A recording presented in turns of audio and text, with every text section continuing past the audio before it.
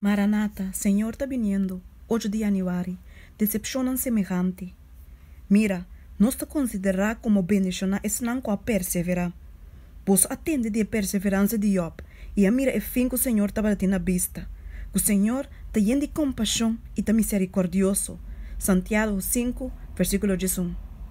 Hope bia, e mente não de pueblo, e hace de servidor de Deus, te vai chegar dor de opinião humana, e é tradição e ensinança não falso de ende, de tal maneira que não por compreender solamente parcialmente e coisa não grande que Deus ha revelado em sua palavra.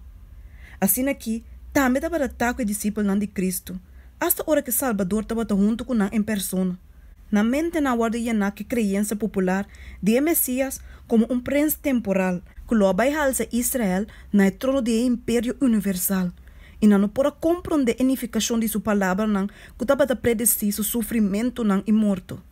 For de não nascimento, esperança de não coração não, a hora de poner glória antecipar de um império terrenal. E essa que a cega não compreendimento.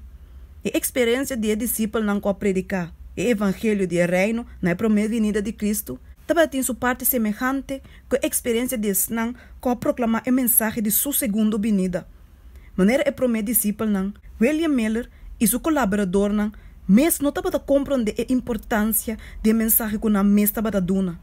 Error não que a estabelecer da igreja para bastante tempo, as tropas não chegam na interpretação correta de um ponto importante da profecia. Pensei, aunque que não proclama a mensagem que Deus convém não para donar no mundo, dor de uma equivocação de sunificação não sofre decepção.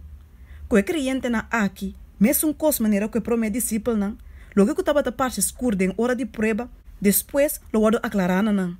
Ora que não lo mira e fim de Senhor, não lo sabe que apesar de a prova com a bindor de não error não, que seu propósito não de amor para não, a vado cumprir firmemente.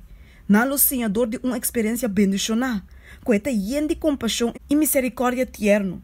Que turso caminha nanta misericórdia e verdade, para ensinar que tu guarda sua aliança e seu testemunho não. Salmo 25, versículo 10.